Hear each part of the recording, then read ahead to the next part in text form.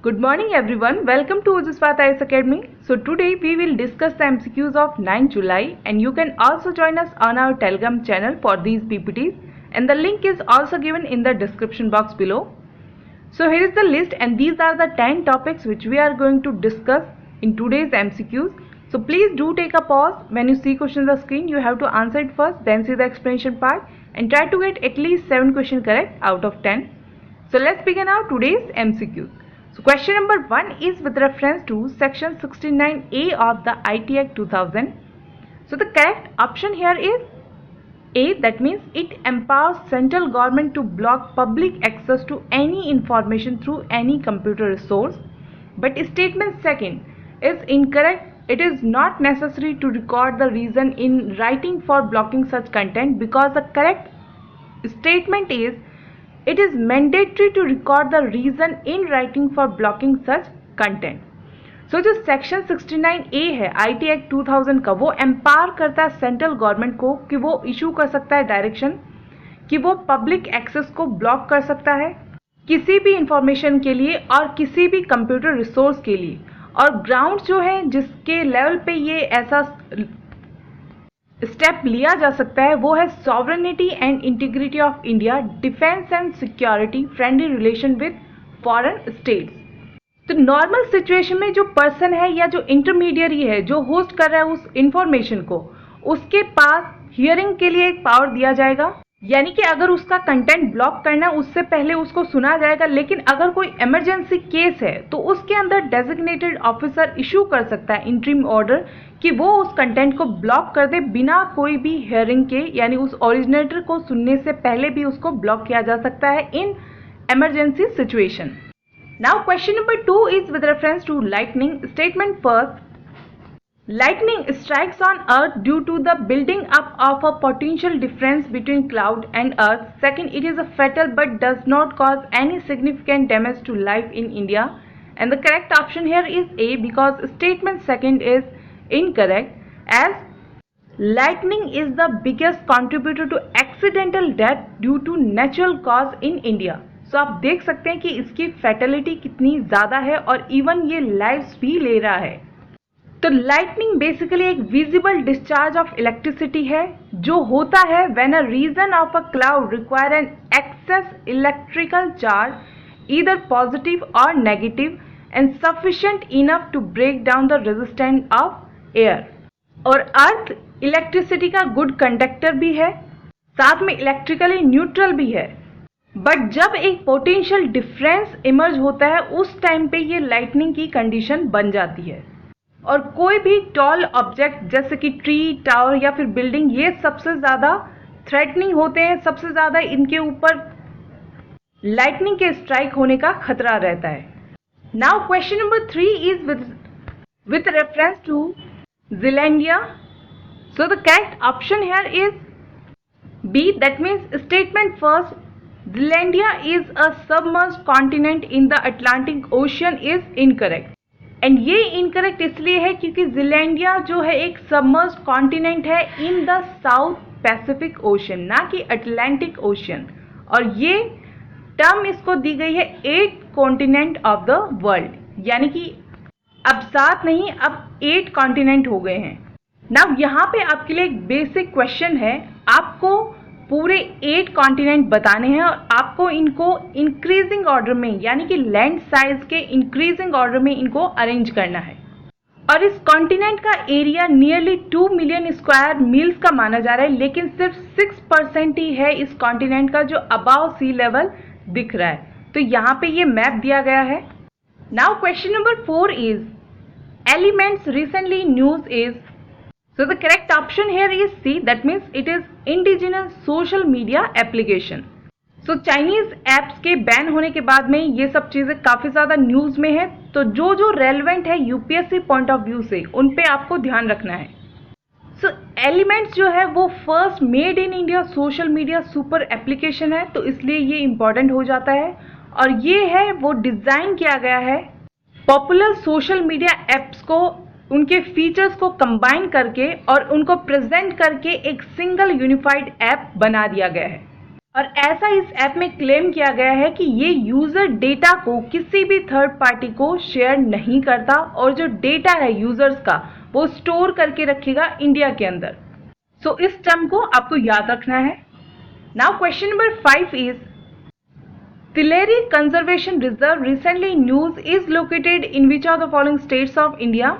And the correct option is B, that means in Maharashtra. So जो महाराष्ट्र के state forest department है उसने डॉगमार्ग forest range को as a Tileri conservation reserve घोषित किया है अभी, और ये एक कॉरिडोर और हैबिटेट है for the population of tigers and elephants जो कि मूव करते हैं between 3 state, that is Goa, Karnataka and Maharashtra. Now question number 6 is consider following statement regarding recent Goa guidelines for tourist. So take a pause and choose the correct option. Here is the 4 statements given and the correct option here is C, that means statement second is incorrect. That means there is no need to get test at their own cost at the state entry point is incorrect because government ने 2 alternative offer किए हैं कि tourist अगर आता है तो या तो वो कोविड-19 नेगेटिव सर्टिफिकेट जो है उसको इशू करके दिया जाएगा 48 आवर्स के अंदर, उसको कैरी करना है, या फिर वो खुद टेस्ट करवा सकता है अपने कोस्ट के ऊपर जब वो स्टेट के अंदर एंट्री करेगा। यानी या तो नेगेटिव सर्टिफिकेट आपको लेके आना है या फिर आप अपने कोस्ट के ऊपर वहां पे टेस्ट करवा के उसके बाद में एंट्री ले सकते हैं। तो अभी गोवा को रीओपन कर दिया गया है टूरिज्म के लिए और ये सर्टेन गाइडलाइंस के साथ में किया गया है। Now question number 7 is recently 100% punctuality achievement of Indian railway was in news. So here are the 3 statement and choose the correct option and the correct option here is B because statement second is incorrect and it is incorrect क्योंकि जो tracks के maintenance का काम था वो during covid period के time पे quickly start हुआ, ना कि उससे पहले।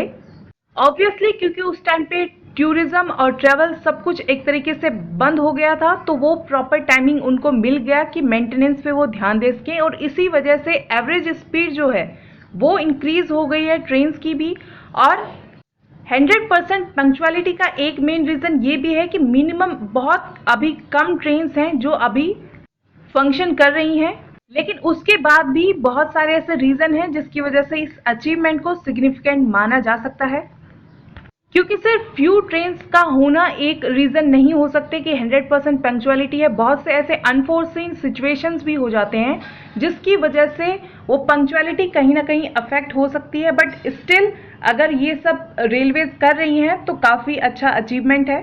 होप सो जब ये सारा फुल फ्लेजेड फॉर्म में स्टार्ट हो जाएगा तब भी ये पंक्चुअलिटी बनी रहे। Now question number 8 is what could be the real reason behind US H1B visa freeze. And the correct option here is C, meaning anxiety about the unintended consequences of the Nationality and Immigration Act of 1965 and politics of immigration in the US। तो ये जो act है 1965 का ये काफ़ी ज़्यादा important माना जा रहा है यूएसए के अंदर इमिग्रेशन के लिए, क्योंकि इससे पहले इमिग्रेशन जो था इंडियंस का और मोस्ट ऑफ द एशियंस का वो रेस्ट्रिक्ट किया हुआ था यूएस के बाद में, लेकिन जब ये एक्ट आया उसके बाद में ये इमिग्रेशन लेवल इंक्रीज हुआ है, उसके बाद में ये रेस्ट्रिक्शन हटे हैं। बट अब फिर से पॉलिटिक्स हो रही है इमिग्रेशन के ऊपर, इसी वजह से कहीं ना कहीं वीज़ा और ये सब फ्रीज किए जा रहे हैं। लेकिन ये जो पॉलिटिकल मूव है या ट्रम्प के जो डिसीजंस हैं उनको क्रिटिसाइज कर रहे हैं बहुत प्रोमिनेंट लीडर्स भी। Now question number 9 is the golden quadrilateral is the national highway network forms a quadrilateral connection which of the following major cities और city in India. And the correct option here is D, meaning none of the above, क्योंकि ये जो quadrilateral है वो connect करती है 4 major metro cities जिसमें Delhi, Kolkata, Mumbai and Chennai आते हैं, और अदर सिटीज के अंदर अहमदाबाद, बेंगलुरु, बालासोर, भुवनेश्वर ये सब आते हैं। और एक रफ आइडिया आपको इस मैप से भी लग जाएगा। और इस सुपर हाईवे का मेन ऑब्जेक्टिव है कि वो रिड्यूस करना चाहते हैं time and distance between 4 mega cities of India. तो बेसिकली आपको ये 4 मेट्रो सिटीज पता होनी चाहिए। Now question number 10 is recently Tunganatha temple was in news, so where is it located? And the correct option is it is located in Uttarakhand, so option is A. So here is the map is given, and Tunganatha is one of the highest Shiva temple in the world and is the highest of the 5 Panch Kedar temples located in the mountain range of Tunganatha in Rudraprayag district in the Indian state of Uttarakhand. So that's all in our today's MCQs. Hope you guys are liking the lecture, and if you want to contact us, these are the details, and please subscribe our channel and press the bell icon to get the latest update of the videos.